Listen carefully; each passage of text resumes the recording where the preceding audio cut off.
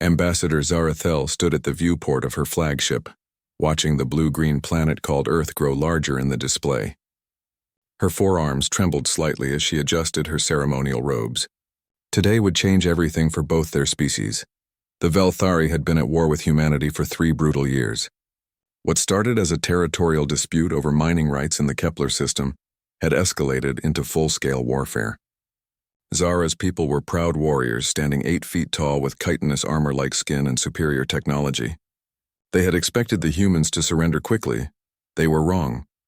Humans fought with a ferocity that shocked the galaxy. When the Velthari destroyed their colonies, humans rebuilt them stronger.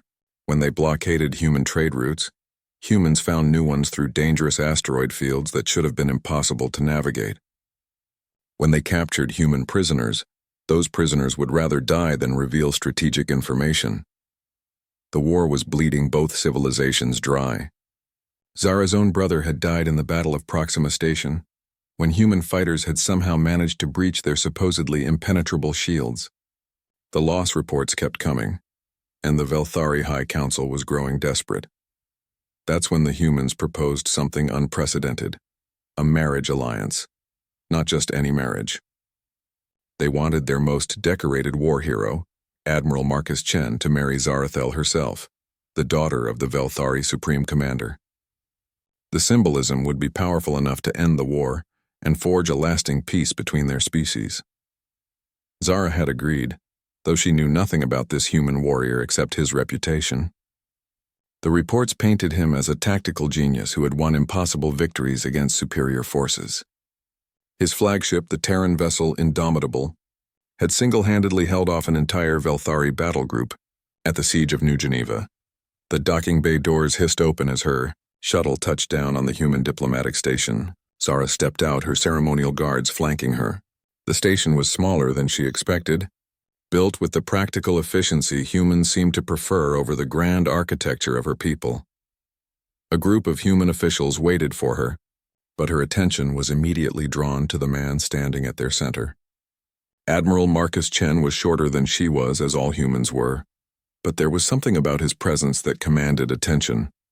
His dark hair was graying at the temples, and his brown eyes held a weight that spoke of terrible decisions made in desperate times. He wore a simple dress uniform, rather than the elaborate ceremonial armor she had expected. When he stepped forward and bowed respectfully in the human fashion, she noticed the small scars on his hands and a barely visible mark on his neck that suggested recent medical treatment. "Ambassador Zarathel," he said, his voice calm and measured, "I am honored to meet you. I hope this union will bring the peace both our peoples desperately need." She studied his face, looking for deception or hidden agenda. Instead, she found only weary determination and something that might have been genuine hope. This was not what she had expected from the human war machine. "Admiral Chen," she replied formally, "your reputation precedes you, though I confess I know little about human customs regarding marriage." "Nor I about Velthari customs," he admitted with a slight smile. "Perhaps we can learn together." The ceremony was held 3 days later in neutral space, broadcast across both civilizations. Representatives from dozens of other species watched as the daughter of the Velthari Supreme Commander pledged herself to humanity's greatest military commander. The vows were a mixture of both cultures' traditions, translated carefully to ensure no offense was given. When Marcus placed the human wedding ring on her primary hand, Zara felt the weight of millions of lives resting on this moment. When she wrapped her secondary arms around him in the Velthari gesture of binding, she saw relief wash over the faces of diplomats from both sides. The honeymoon period that followed was awkward but not unpleasant. Marcus was courteous and respectful, giving her space while they learned to navigate their dramatically different biologies and cultures. He was surprisingly well read about Velthari history and asked thoughtful questions about her people's values and traditions. What surprised her most was his gentleness. This man, who had earned fear and respect across the galaxy, treated her with careful consideration. When she mentioned her love of Velthari poetry, he spent weeks learning to appreciate the complex metaphorical structures that were central to her culture's artistic expression. They established separate quarters but shared meals, discussing everything from military strategy to philosophy. Marcus never tried to dominate conversations or assert human superiority. Instead, he listened more than he spoke and seemed genuinely interested in understanding her perspective. Slowly, Zara began to see why humanity had been such a formidable opponent. It wasn't just their technology or their numbers. It was their adaptability, their willingness to learn from anyone, even their enemies. Marcus embodied this perfectly. He was studying her people not to exploit them, but to understand them. The peace treaty was signed 6 weeks after their marriage, in a ceremony aboard the same station where they had wed. Trade agreements followed quickly, and for the first time in years, both civilizations could focus on growth rather than destruction. Zara found herself genuinely fond of her human husband. He was intelligent, honorable, and possessed a dry sense of humor that she was beginning to appreciate. When he laughed at her attempts to understand human comedy, it was with warmth rather than mockery. But she had not yet seen what made him truly dangerous. That revelation would come soon enough. When their fragile peace was threatened by forces neither of them had anticipated, the Krex Empire had been watching the human Velthari war with great interest, waiting for both sides to exhaust themselves. With the surprising peace treaty, their carefully laid plans for conquest were suddenly in jeopardy. The attack came without warning on a joint research station in the border territories. Zara was reviewing trade agreements in her quarters when the emergency alarms began to wail. Marcus appeared in her doorway moments later, no longer the gentle husband she had come to know. His eyes held the cold calculation of a predator, and she finally understood why entire Velthari fleets had learned to fear the sound of human engines in the void. The transformation in Marcus was immediate and terrifying. Gone was the thoughtful, gentle man who had spent hours discussing poetry with her. In his place stood Admiral Marcus Chen, the human war machine that had carved through Velthari fleets like they were made of paper. "How many ships?" he asked the communication officer without taking his eyes off the tactical display. 47 Krex dreadnoughts, Admiral. They've surrounded Research Station Harmony. Approximately 3,000 civilians aboard, including 500 Velthari scientists and their families. Zara felt her hearts racing. The Krex were known throughout the galaxy for their brutality. They took no prisoners and left no survivors. Their ships were heavily armored and bristling with weapons that could crack open a planet's crust. 47 dreadnoughts represented enough firepower to level a small moon. "What do we have in the area?" Marcus asked. "The destroyer squadron from Patrol Group 7. 5 ships total, Admiral." Zara's throat went dry. 5 human destroyers against 47 Krex dreadnoughts?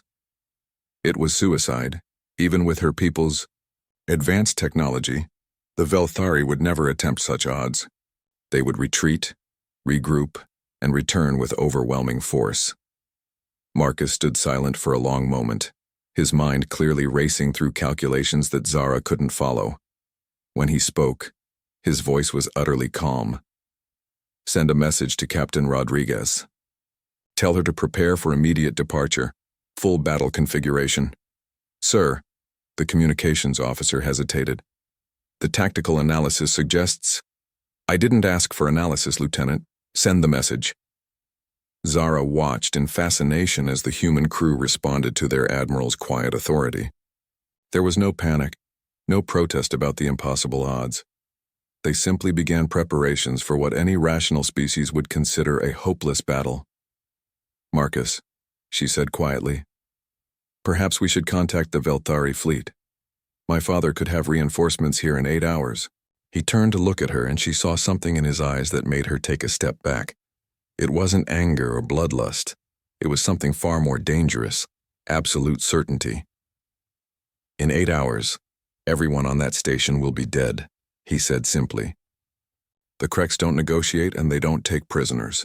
If we're going to save those people, we do it now." The journey to Research Station Harmony took 4 hours at maximum warp. During that time, Zara watched Marcus work with his officers, planning an assault that defied every military principle she had ever learned. He studied the Krex formation patterns, analyzed their weapon systems, and discussed tactics with a precision that bordered on the supernatural. What disturbed her most was how the human crew responded to him. They didn't just follow orders. They anticipated his needs. When he asked for analysis of Krek's shield frequencies, the data was ready before he finished speaking. When he requested information about the station's defensive capabilities, detailed schematics appeared on his display instantly. This wasn't just leadership, it was something approaching telepathy. "Admiral," Captain Rodriguez's voice crackled over the communication system. "We're approaching the target zone. Krek's formation is holding steady around the station. They haven't noticed us yet." "Good. Begin Phase 1. Zara had read the tactical plan, but she still couldn't believe it would work. The 5 human destroyers were going to split up and attack the Krek's formation from different angles, using their superior speed and maneuverability to avoid the massive enemy weapons. It sounded like elaborate suicide. The first shots fired were from the Krek's. Massive energy beams that could have vaporized a Velthari cruiser lanced through space where the human ships had been microseconds before. But the destroyers weren't there anymore. They were dancing through the enemy formation like birds flying through a storm, their weapons targeting critical systems with surgical precision. "How are they moving like that?" Zara breathed, watching the tactical display with amazement. "Human pilots," Marcus said without taking his eyes off the screen. "They don't fly by computer calculations like most species. They feel their way through space." One of the Krek's dreadnoughts exploded as a human torpedo found its reactor core. Then another. The massive enemy ships were trying to track targets that moved with an unpredictability that their targeting computers couldn't process. But the odds were still impossible. Even with their superior maneuverability, the human ships couldn't avoid everything. The destroyer New York took a direct hit that punched through its shields and ripped away half its hull. "New York is reporting critical damage," the communications officer announced. "Captain Martinez says they can't maintain formation." "Tell Captain Martinez to ram the nearest dreadnought," Marcus said calmly. Zara stared at him in shock. "You're ordering them to die?" "I'm ordering them to take as many enemies with them as possible. Captain Martinez understands." On the display, the crippled destroyer changed course, angling directly toward the largest Krek's ship. The enemy tried to destroy it before impact, but the New York was already committed.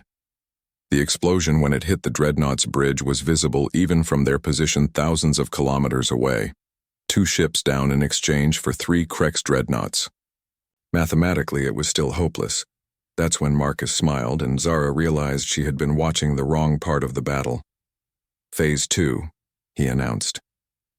3 more ships appeared on the tactical display, human vessels that had been hiding in the asteroid field beyond the station. They weren't destroyers. They were something Zara had never seen before, sleek ships that moved with impossible speed. "What are those?" she asked. "Experimental fighters," Marcus replied. "Unmanned, AI-controlled, and armed with weapons that officially don't exist." The new ships tore into the Krek's formation like sharks among fish. Their weapons didn't just damage the enemy dreadnoughts, they systematically disabled their ability to coordinate attacks. Within minutes, the disciplined Krek's formation had become a confused mass of individual ships. That's when the surviving human destroyers regrouped and began their real attack. Working in perfect coordination, they picked off the confused Krek's ships one by one, using tactics that seemed to anticipate every enemy move. "How did you know exactly where to hit them?" Zara asked, watching another dreadnought die to a precisely placed torpedo. "I've been studying the Krek's for 3 years, Marcus said. Ever since our intelligence suggested they might try to exploit our war with your people. I know their ships better than they do." The battle lasted another hour. When it was over, 31 Krek's dreadnoughts were destroyed or disabled, and Research Station Harmony was safe. The human cost was severe.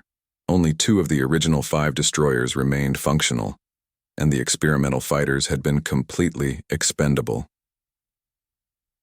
As rescue ships moved in to evacuate the station, Zara found herself looking at her husband with new eyes.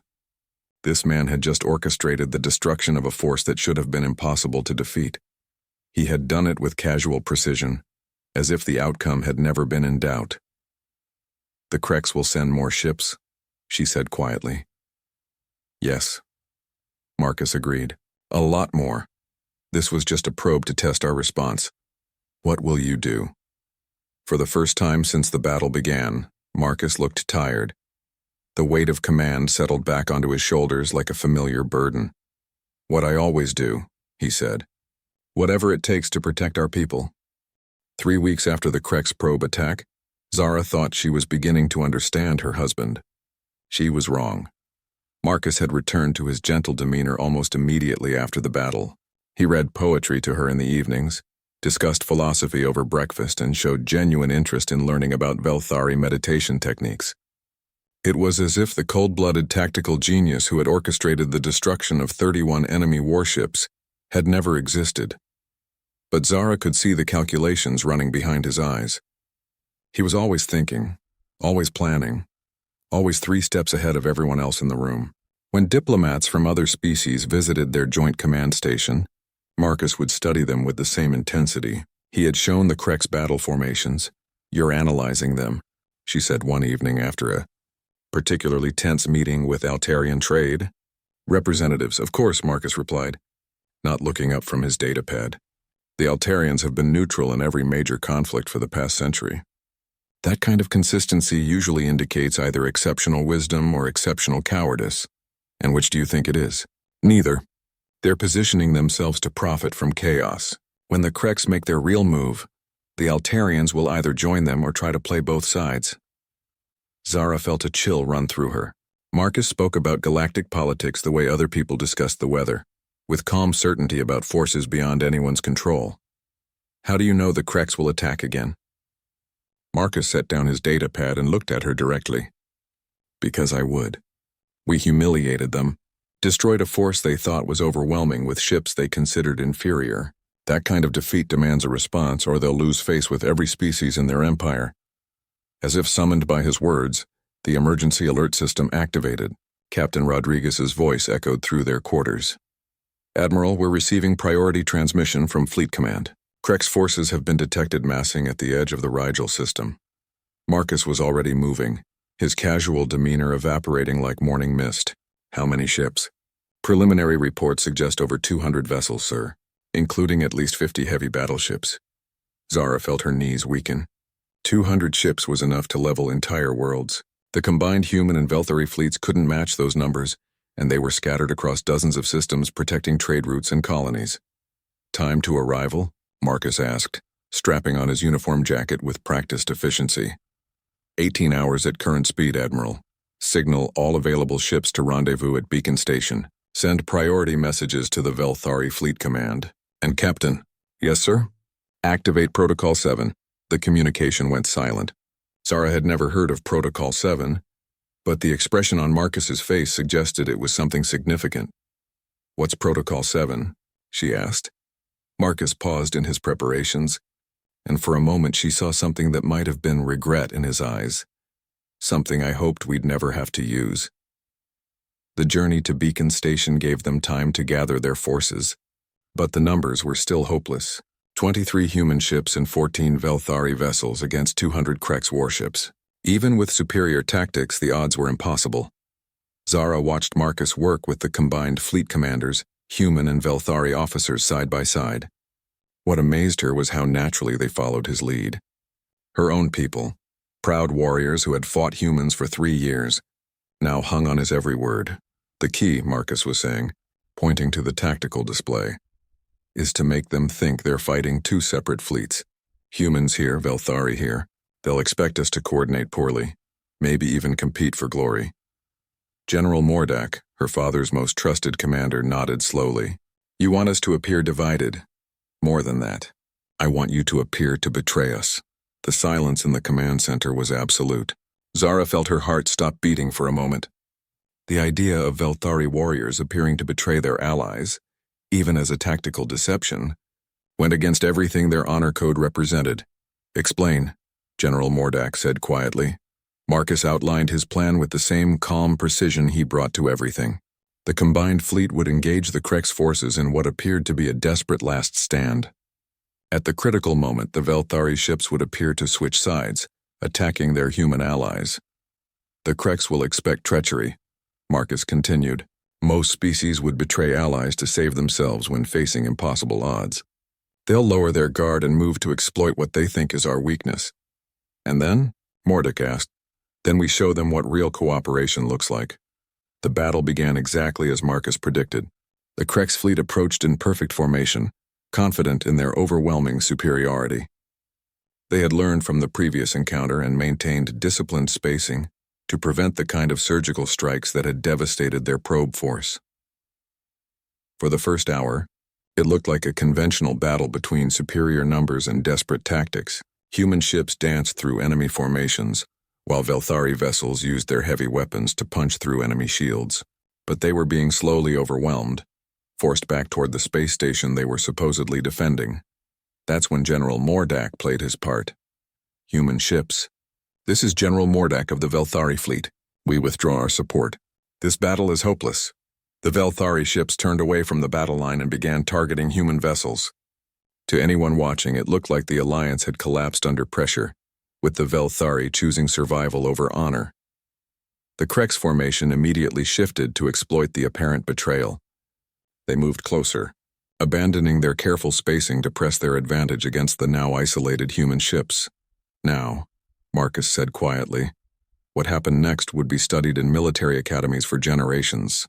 The retreating Velthari ships suddenly reversed course, but instead of returning to their original positions, they flew directly through the human formation. At precisely calculated moments, both fleets opened fire, not at each other, but at predetermined coordinates that created a crossfire pattern through the enemy fleet. The Krex found themselves caught in a killing field, designed with mathematical precision. Every ship in their formation was simultaneously targeted by weapons fired from multiple angles, overwhelming their defensive systems completely. But that wasn't the most devastating part of Marcus's plan. As the enemy fleet reeled from the coordinated assault, space around them suddenly filled with new contacts. Hundreds of ships that hadn't been there moments before. What are those? Zara breathed, staring at the tactical display. Mining ships, cargo haulers, passenger liners, Marcus said calmly. Every civilian vessel in 3 systems equipped with military-grade weapons and flown by volunteer crews. That's impossible. Civilian ships can't fight military vessels. They're not fighting. They're swarming. The civilian fleet didn't try to match the Krex ships in individual combat. Instead, they surrounded each enemy vessel like insects attacking a much larger predator. Their weapons were improvised and their armor was minimal, but there were so many of them that the Krex couldn't target them all. Within minutes, the disciplined Krex formation had become chaos.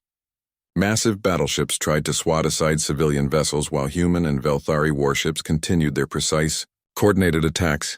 This is madness, General Mordak said over the communication system. You've turned merchants and farmers into warriors. No, Marcus replied. I've reminded them that some things are worth fighting for. The battle lasted 6 hours. When it ended, the Krex fleet had been completely destroyed. The cost was terrible. Nearly half the civilian volunteers had died, and their sacrifice would be mourned across both civilizations. But they had done something unprecedented. They had taken an enemy force that should have conquered entire systems and eliminated it with tactics that defied every military principle in known space. As rescue operations began and casualty reports filtered in, Zara found herself staring at her husband with a mixture of awe and fear. How did you know they would come? She asked. All those civilians, how did you know they would volunteer to die? Marcus was quiet for a long moment, watching the search and rescue ships moving among the debris. Because when someone threatens your home, he said finally, humans don't calculate odds, they fight. The gravitational anomalies began in the outer systems first. Asteroid belts that had orbited peacefully for millions of years suddenly shifted trajectory. Space stations found their orbits decaying as invisible forces pulled them toward or away from their parent stars. Minor gravitational fluctuations became impossible to ignore as Krex and hegemony ships struggled to maintain their positions. Zara stared at the sensor readings with growing horror. Marcus, what exactly are those devices doing? Creating instability in the gravitational fields of 40 star systems, he answered with the same calm tone he might use to discuss the weather. Nothing dramatic yet, just enough to make space navigation challenging. Challenging? General Mordak's voice carried disbelief as he studied his own tactical displays. Admiral, these readings suggest you could destabilize entire solar systems. If necessary. The simple acknowledgement sent chills through everyone in the command center. Marcus Chen, the gentleman who read poetry and discussed philosophy over breakfast, had apparently spent 3 years secretly installing weapons that could destroy star systems. Admiral Singh pulled up gravitational analysis charts, his hands shaking slightly. "Sir, if these devices reach full power, the gravitational disruption could affect inhabited worlds. We're talking about planetary evacuation on a scale that's never been attempted." "The devices won't reach full power unless the enemy forces me to escalate," Marcus said. "This is a demonstration, not an execution." On the main display, they could see the effect on the enemy fleet. Krex and hegemony ships were struggling to maintain formation, as gravitational eddies pulled them off course. What had been a confident advance was becoming a confused effort to maintain basic navigation. The enemy response came within hours. A priority transmission from the Krex High Command appeared on the communication arrays of every human and Velthari ship simultaneously. The holographic image showed the Krex Supreme War Leader, a massive being whose scarred carapace spoke of centuries of battle. Behind him stood representatives of the hegemony, their crystalline forms glowing with barely contained energy. "Human Admiral Chen," the war leader's voice carried both anger and something that might have been fear. "You have deployed weapons that violate every galactic treaty regarding stellar manipulation. Cease this madness immediately." Marcus stepped forward, his expression politely interested. "I'm sorry, Supreme War Leader, but I'm not familiar with any treaty that prohibits gravitational research. Perhaps you could cite the specific regulation? Do not play word games with us, human. Your devices threaten the stability of star systems containing billions of lives. My devices are affecting uninhabited systems that your forces illegally invaded," Marcus corrected. "If you're concerned about civilian safety, I suggest you withdraw your fleets to their original positions." The hegemony representative spoke for the first time, its crystalline voice ringing like distant bells. "We have alliance obligations to the Krex Empire. We cannot simply withdraw." "Then you have a problem," Marcus said pleasantly, "because in 6 hours I'm increasing the gravitational distortion by 20%. In 12 hours, another 20%. I'll continue this progression until your fleets leave our territory, or until the stellar mechanics make further escalation. Inadvisable." The transmission ended abruptly. In the silence that followed, Zara found herself staring at her husband as if seeing him for the first time. "You're holding entire star systems hostage," she said quietly. "I'm protecting 40 billion civilians who trusted us enough to evacuate their homes," Marcus replied. "The enemy fleets came here to conquer and subjugate. I'm offering them the chance to leave with their honor intact. And if they refuse?" Marcus was quiet for a long moment, his eyes focused on something far beyond the walls of the command center. "Then they'll learn why humanity survived long enough to reach the stars." The next few hours were tense beyond description. Long-range sensors tracked the enemy fleets as they struggled to maintain positions in increasingly unstable space. Some ships managed to adapt to the gravitational fluctuations, but others were forced to retreat to safer distances. What was most telling was the communication traffic between enemy vessels. Intelligence intercepts revealed heated arguments between Krex and hegemony commanders about how to respond. Some wanted to call Marcus's bluff, believing he wouldn't actually destabilize inhabited systems. Others advocated immediate withdrawal. "They're scared," Captain Rodriguez reported. "Really scared. The hegemony forces are maintaining position, but their formation is defensive. They're not advancing anymore. The Krex are split," added the intelligence officer. "Roughly half their fleet is pulling back to minimum safe distance. The other half is holding position and demanding orders from their high command." Marcus studied the tactical displays with the intensity of a chess master examining a critical position. "Increase gravitational distortion to 40% of maximum," he ordered. The effect was immediate and dramatic. Several Krex ships that had been maintaining aggressive positions suddenly found themselves caught in gravitational eddies that threatened to tear their hulls apart. Emergency broadcasts flooded the communication channels as ships requested immediate assistance. But what happened next surprised everyone, including Marcus. 3 hegemony vessels broke formation and began moving toward the most threatened Krex ships, extending their own shields and using tractor beams to pull the damaged vessels to safety. "Why are they helping?" Zara asked. "Honor," General Mordak said with what sounded like approval. "The hegemony may be our enemies, but they won't abandon allies in distress."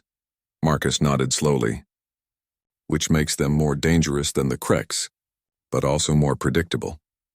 Another communication request came in, this time from the hegemony hierarch itself, the supreme leader of one of the galaxy's oldest civilizations. The holographic image that appeared showed a being of impossible age and dignity, its crystalline form radiating authority that had been earned over millennia. Admiral Chen, the hierarch's voice carried the weight of ages. You have demonstrated your capability. Now demonstrate your wisdom. Innocent lives should not be bargaining chips in military disputes. I agree completely, Marcus replied with genuine respect. That's why I'm asking you to remove your fleets from territories where they don't belong. Our alliance with the Kreks requires us to support their legitimate expansion. Expansion into systems that belong to other sovereign species is not legitimate. It's conquest. The hierarch was silent for a long moment, and when it spoke again, its tone carried something that might have been curiosity. You are not what we expected from humanity, Admiral. Your species has a reputation for emotional decision-making and short-term thinking. Yet you have demonstrated strategic patience and tactical innovation that rivals our own ancient war planners. Humanity learns quickly, Marcus said simply. We've had to. Indeed, very well. We propose a test of your resolve. If you are truly committed to protecting your territories rather than expanding your own influence, prove it. Shut down your gravitational devices and face our fleets in conventional battle. Zara felt her heart stop. The hierarch was calling Marcus's bluff, challenging him to give up his overwhelming advantage for the sake of honor. Marcus smiled, and Zara realized that this was exactly what he had been hoping for. Counter-proposal, he said calmly. Single combat. Your best ship against mine. Winner takes all. The proposal was so audacious that even the ancient hierarch seemed stunned. Single combat between fleets was a concept from the earliest days of spacefaring civilizations, rarely invoked and never between forces of such magnitude. You would risk the fate of your entire civilization on a single engagement? The hierarch asked. I would demonstrate that humanity doesn't need superweapons to protect what matters to us, Marcus replied. Unless, of course, the legendary hegemony prefers to hide behind overwhelming numbers rather than test their skill against an equal opponent. It was a masterful challenge, one that the hegemony's honor code made it impossible to refuse. Very well, the hierarch said after a long pause. Single combat. Our flagship Eternal Wisdom against your vessel. All other forces will withdraw to observe. Terms of engagement to be negotiated immediately. As the communication ended, Zara turned to her husband with a mixture of admiration and terror. You just committed to fighting the most advanced warship in the galaxy with a single destroyer. Not just any destroyer, Marcus corrected with quiet confidence. The one with the luckiest crew in human space. The victory celebration felt hollow to Zara. While both human and Velthuri leaders praised the brilliant tactical coordination that had destroyed the Kreks fleet, she couldn't forget the images of burning civilian ships scattered across the battlefield. Marcus had orchestrated one of the greatest military victories in galactic history, and the cost kept her awake at night. Her husband showed no such doubts. He attended the ceremony with quiet dignity, accepted the congratulations of his peers, and spoke movingly about the sacrifice of the volunteer crews. But Zara could see the wheels turning behind his eyes, already calculating the next move in a game that seemed to have no end. The Kreks Empire won't accept 2 defeats, he told the Joint Command Staff 3 days after the battle. They'll escalate, probably bring their reserve fleets from the core worlds. Admiral Singh, Marcus's second-in-command, pulled up a tactical display of known Kreks territories. Intelligence suggests they have at least 500 ships in their home systems. If they commit everything, when they commit everything, Marcus corrected, it's not a matter of if. General Mordak leaned forward, his scarred features grim. Even with our combined fleets and civilian volunteers, we cannot face such numbers. The mathematics are impossible. Mathematics are just the starting point, Marcus said calmly. What matters is making the enemy fight on our terms instead of theirs. Zara listened to the discussion with growing unease. Her husband was already planning another impossible battle, another miracle victory built on the sacrifice of people who trusted him completely. She began to understand why some species feared humanity more than they respected them. After the briefing, she cornered him in their private quarters. You're going to do it again, aren't you? Send civilians to die for another tactical advantage. Marcus looked up from the reports he was reading, his expression patient. I'm going to do whatever it takes to protect our people, all of our people. By sacrificing them, by giving them the chance to choose. He set down his datapad and faced her directly. Every person who volunteered for that civilian fleet knew the risks. They chose to fight because the alternative was watching their homes burn. You manipulated them, used their emotions against them. I gave them hope, Marcus said quietly. I showed them that they didn't have to be victims. The argument might have continued, but the emergency alert system interrupted them. Captain Rodriguez's voice filled their quarters, tight with urgency. Admiral, we're receiving a transmission from Velthari High Command. Supreme Commander Zareth requests immediate conference. Zara felt her stomachs clench. Her father rarely made direct contact during ongoing operations unless something had gone terribly wrong. The holographic image that appeared in their conference room showed the full Velthari High Council in emergency session. Her father stood at the center, his forearms spread in the traditional posture of grave announcement. Admiral Chen, my daughter, he began formally. We have received intelligence that changes everything. The Krex Empire has allied with the hegemony of Sek. Silence filled the room. The hegemony was one of the oldest and most powerful civilizations in the galaxy, controlling hundreds of star systems and commanding fleets that dwarfed even the Krex navy. They had remained neutral in galactic conflicts for over 1,000 years. Are you certain? Marcus asked, his voice carefully controlled. Our deep reconnaissance ships have confirmed it. Hegemony vessels are already moving to reinforce Krex positions. Combined, they will field over 1,500 ships. 1,500 ships. The number was so large it seemed abstract, like discussing the distance to distant galaxies. No force in galactic history had ever faced such overwhelming odds and survived. Time frame? Marcus continued. 6 weeks until they reach our borders. Perhaps less if they push their engines beyond safety limits. After the communication ended, Zara watched her husband stare at the tactical displays with the same calm intensity he brought to every problem. But this time, she could see something different in his expression. For the first time since she had known him, Marcus Chen looked genuinely challenged. There's no way to win this, she said quietly. Even you can't perform miracles against those numbers. No, Marcus agreed. I can't. His admission should have been terrifying, but something in his tone suggested it wasn't a surrender. It was the beginning of a new kind of calculation. Over the next week, Marcus threw himself into planning with an intensity that worried everyone around him. He barely slept, ate only when reminded, and spent 18 hours a day in strategy sessions with officers from both fleets. What emerged from those sessions was not a battle plan. It was something far more audacious. We're going to evacuate the border territories, Marcus announced to the assembled command staff. Every human and Velthari world within 50 light-years of Krex space. Evacuate? General Mordak's voice carried disbelief. Admiral, we're talking about 67 star systems, over 40 billion people. I'm aware of the numbers. It's impossible.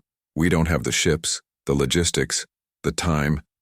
We have 6 weeks and the most motivated fleet crews in galactic history, Marcus interrupted. It can be done if everyone commits to it completely. Admiral Singh pulled up population data on the main display. Sir, even if we commandeer every civilian vessel in both territories, we're looking at multiple trips for each ship.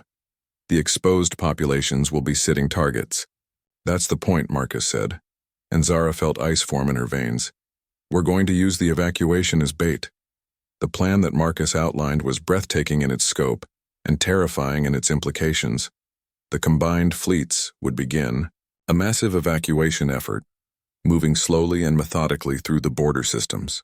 To outside observers, it would look like a retreat, humanity and the Velthari abandoning their territories in the face of overwhelming force.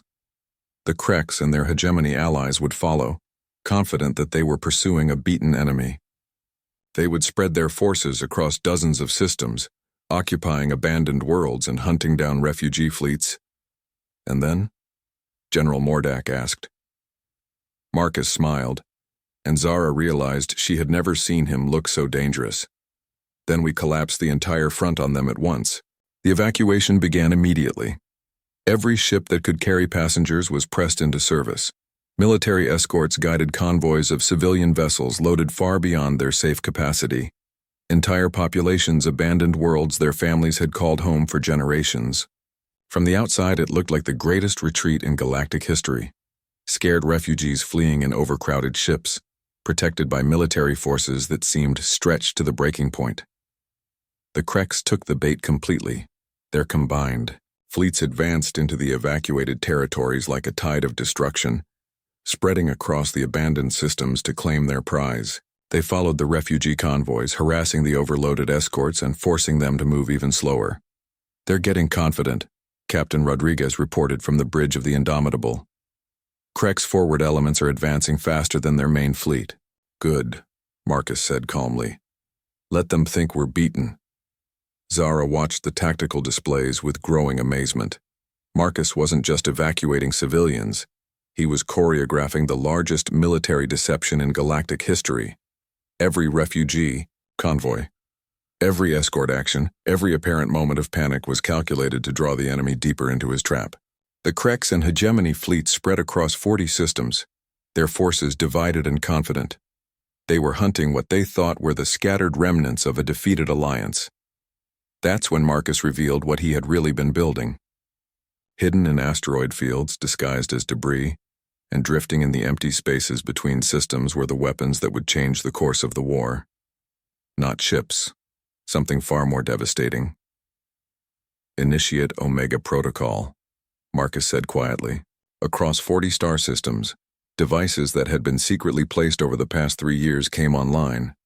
They weren't weapons in any conventional sense. They were gravitational manipulators, machines that could alter the fundamental forces holding solar systems together. "What have you done?" Zara whispered, staring at the readings. "I've given our enemies a choice," Marcus replied. "Leave our space immediately, or discover what happens when humans decide to stop playing by the galaxy's rules." The single combat arena was established in the neutral space between the two fleets. Both sides agreed to ancient protocols that hadn't been invoked for over 3 centuries. No assistance from external forces, no weapons beyond what each ship normally carried, and absolute commitment to honor the result. Zara stood on the bridge of the Indomitable as Marcus prepared for what many believed would be suicide. The Hegemony flagship Eternal Wisdom was a magnificent vessel, over 3 kilometers long and equipped with technology that had been refined over thousands of years. It was less a warship than a floating fortress, bristling with weapons that could crack planets. The Indomitable, by comparison, was a human destroyer barely 400 meters in length. Fast, maneuverable, and tough for its size, but utterly outclassed by any reasonable measure. "Sir," Captain Rodriguez said quietly, "we're receiving good luck messages from every ship in both fleets, even some of the Krek's vessels." Marcus smiled as he reviewed the tactical analysis of their opponent. "It seems we've earned some respect." "Respect won't protect us from antimatter torpedoes," Rodriguez replied. "No, but it might make the enemy hesitate at a critical moment." The formal challenge protocols required both commanders to speak before the engagement began. The Hegemony Hierarch's image appeared on the main screen, its ancient crystalline features radiating confidence. "Admiral Chen, your courage honors your species.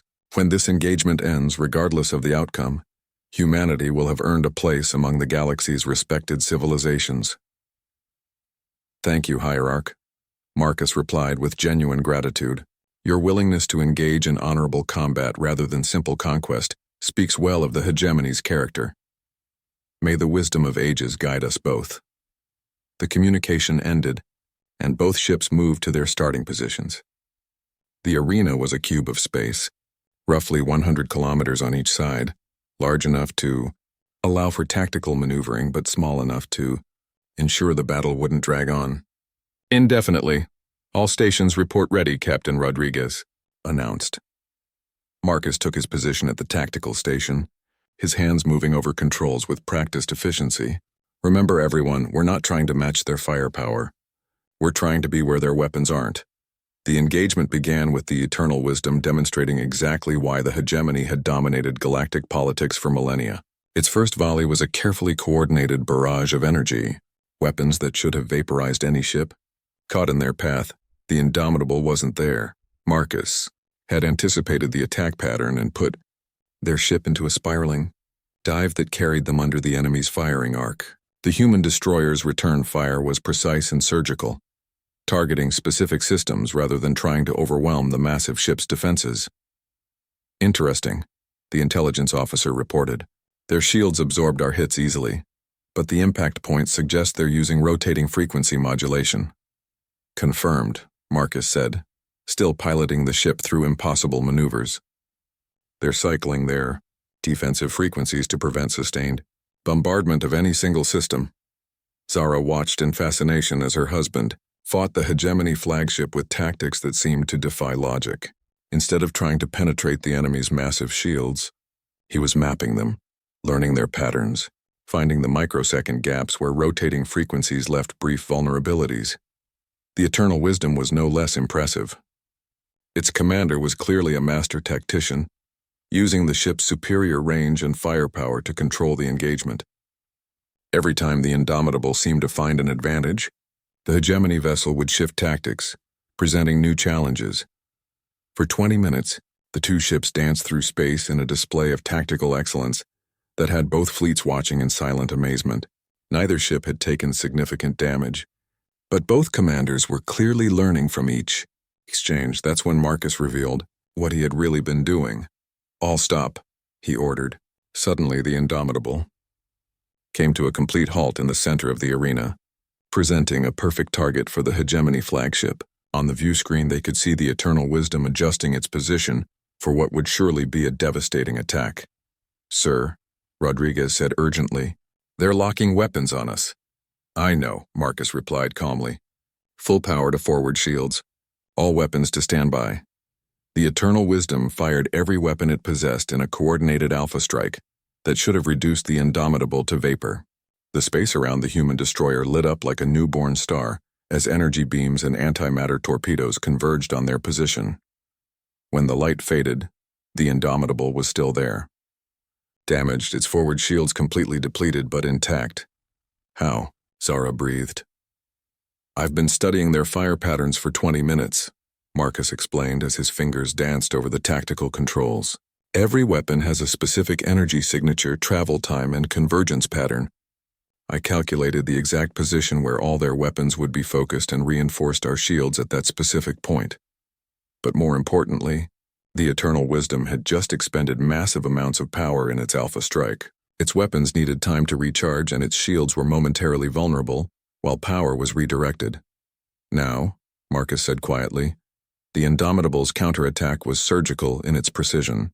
Every shot was aimed at the exact point where the enemy's shields were weakest, fired at the precise moment when their defensive systems were cycling between configurations. The damage wasn't catastrophic, but it was significant. For the first time in the engagement, the hegemony flagship showed signs of real harm." "Impressive," came a transmission from the Eternal Wisdom. "You have studied us well, Admiral, but we too have been learning." What followed was a 15-minute masterclass in space combat tactics. Both commanders had analyzed their opponent's strategies and were now adapting in real time. The Eternal Wisdom began using unpredictable attack patterns while the Indomitable employed defensive maneuvers that seemed to violate the laws of physics. Gradually, it became clear that the human ship was losing. Despite Marcus's tactical brilliance, the simple mathematics of the engagement favored the larger vessel. The Indomitable's shields were failing, its weapons were overheating, and its engines were being pushed beyond safe operating limits. "Hull breach on Deck 7, Rodriguez reported. "Emergency teams responding. Weapons Array 2 is offline," added the tactical officer. "We're down to 60% firepower." Marcus studied the tactical display with the same calm intensity he brought to everything. But Zara could see the calculations running behind his eyes, searching for something that would change the fundamental equation of the battle. "Captain," he said quietly, "how much structural integrity do we have left?" Rodriguez checked her console, her face pale. "Maybe 2 more hits from their main weapons, sir. 3 if we're lucky." That's enough, Marcus said with satisfaction. Helm, new heading. Take us directly at them, sir. Ramming speed, Captain. It's time to show them why humans never surrender. The Indomitable turned toward the Eternal Wisdom and began accelerating. On the view screen, they could see the Hegemony flagship adjusting position, its weapons tracking the approaching human vessel. They're charging weapons, the tactical officer announced. Impact from their fire in 30 seconds. Impact with their hull in 45. Perfect timing, Marcus said. All power to forward shields. Prepare for ramming. The Eternal Wisdom fired everything it had at the approaching destroyer. Energy beams and antimatter torpedoes tore through space toward the human ship, which continued its suicidal charge without deviation. But at the last possible second, Marcus revealed his final gambit. Emergency stop and rotate 90 degrees, he ordered. The Indomitable's engines reversed at full power, while attitude thrusters spun the ship on its axis. Instead of ramming the Hegemony flagship, the human destroyer slid alongside it. Close enough to touch and point-blank range, the Indomitable fired every remaining weapon directly into the Eternal Wisdom's hull. The explosion could be seen from both fleets. When the explosion faded and the sensor static cleared, both ships were still there. The Eternal Wisdom had massive hull damage along its port side, with atmosphere venting from multiple breaches. The Indomitable was little better off, its hull scarred and blackened, with several sections completely destroyed. But they were both intact. For a long moment, neither ship moved. Emergency repair teams on both vessels worked frantically to contain damage while their commanders assessed the situation. The communication came from the Hegemony flagship first, Admiral Chen. The hierarch's voice carried something that hadn't been there before, genuine respect tinged with amazement. In 3,000 years of space combat, we have never seen a more audacious maneuver. To feint a ramming attack and convert it to a point-blank assault. It should not have been possible.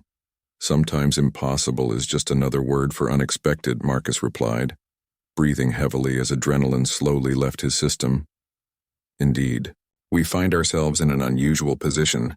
Both ships are damaged but functional. Both commanders have demonstrated exceptional skill. The engagement could continue, but we suspect the result would be mutual destruction. Marcus looked around the bridge of the Indomitable, taking in the damage reports and the exhausted faces of his crew. They had given everything they had and somehow survived against impossible odds. What do you propose, Hierarch? A new kind of resolution. We have seen enough of human capability to understand that conquest of your territories would be more costly than beneficial. The Hegemony withdraws its support from Krek's expansion in this region. And the Kreks themselves? There was a pause before the Hierarch responded. The Krek's supreme war leader wishes to speak with you directly. The communication shifted, and suddenly the main screen showed the scarred face of the Krek's leader who had commanded the invasion forces. But something had changed in his expression. The arrogant confidence was gone, replaced by something that looked almost like respect. Human Admiral, the war leader said slowly, you have fought with honor and cunning that would make our greatest warriors proud. The Krek's empire withdraws from this conflict. The words seemed to cause the war leader physical pain, but he continued. We came here expecting to face a young species that had won early victories through luck and primitive aggression. Instead, we found tactical minds that rival our own ancient strategists, and a willingness to sacrifice that shames our supposed superiority. Marcus inclined his head respectfully. Your warriors fought with great courage, war leader. In different circumstances, we might have been allies rather than enemies. Perhaps that is still possible. The galaxy is vast, and there are threats that endanger all civilized species. The Kreks remember our debts, Admiral Chen. If humanity ever has need of our warriors, you need only ask. The formal cessation of hostilities took several hours to arrange, but the real war had ended with that exchange of respect between enemies. As both fleets began their withdrawal to original territories, Zara found herself alone with Marcus in their quarters for the first time since the crisis began. So it's over, she said, though it came out more like a question. This part is over, Marcus agreed, wincing as he moved. The battle had taken its toll on everyone aboard the ship. There will be other challenges. There always are. Will you always be ready to sacrifice everything for victory? Marcus was quiet for a long moment, staring out the viewport at the stars beyond. I used to think that strength meant being willing to do whatever was necessary, he said finally. But I'm learning that real strength sometimes means finding alternatives to the unthinkable. What do you mean? The gravitational devices. I told everyone they could destabilize star systems, and they believed me because I believed it myself. But I had my engineers run the calculations 3 times. Even at maximum power, the worst they could do is disrupt shipping lanes and make navigation difficult. Zara stared at him in shock. You were bluffing? With the fate of 40 billion people? I was finding a third option, Marcus corrected. The Crex and hegemony expected us to either surrender or fight a conventional war we couldn't win. I gave them something they couldn't predict or counter, uncertainty about what humans might do. And if they had called your bluff, then we would have fought and probably lost. But at least our people would have had time to escape and rebuild elsewhere. Zara realized she was seeing yet another facet of her husband's character. The cold, tactical genius, the gentle scholar, and now this, a leader who would shoulder the burden of impossible choices so others didn't have to. The single combat was another bluff, wasn't it? Marcus smiled ruefully. Partially. I knew the indomitable couldn't match the eternal wisdom in a straight fight. But I also knew that the hegemony values honor above victory. If we fought with enough courage and skill, they would respect us even in defeat. And if you had been wrong, then I would have died knowing I'd given everything I had to protect the people who trusted me. The words were said simply, without drama or self-pity. This was who Marcus Chen truly was. Not a god of war or a tactical super genius, but a man who had learned to carry impossible responsibility with quiet dignity. Over the following weeks, as peace treaties were negotiated and trade agreements restored, Zara watched her husband return to his gentle demeanor. He read poetry again, discussed philosophy, and showed genuine interest in the cultural exchange programs that were emerging between their civilizations. But now she understood the foundation beneath that gentleness. Marcus Chen was dangerous not because he was cruel or aggressive, but because he was utterly committed to protecting the things he cared about. He would use deception, manipulation, sacrifice, or raw courage as the situation required. And somehow, impossibly, he had taught 2 civilizations that had been enemies to respect not just his tactical abilities, but the principles that drove them. What happens now? She asked one evening as they shared dinner and discussed the latest diplomatic developments. Now we build something better, Marcus said simply. Humans and Velthari working together. Maybe eventually Crex and hegemony too. The galaxy is big enough for all of us if we're smart about sharing it. And if someone threatens that cooperation? Marcus smiled, and for just a moment, Zara glimpsed the calculating warrior beneath the gentle scholar. Then they'll discover that humans have learned a lot about cooperation, he said quietly, and that makes us more dangerous than we ever were alone. Outside their viewport, human and Velthari ships flew in formation toward a future that neither species could have imagined just months earlier. It wasn't the peace that diplomats had planned or that politicians had negotiated. It was the peace that 2 warriors had forged in the crucible of impossible odds, built on mutual respect and the understanding that some things were worth fighting for. And in the depths of space, other civilizations watched and wondered what humanity would do next.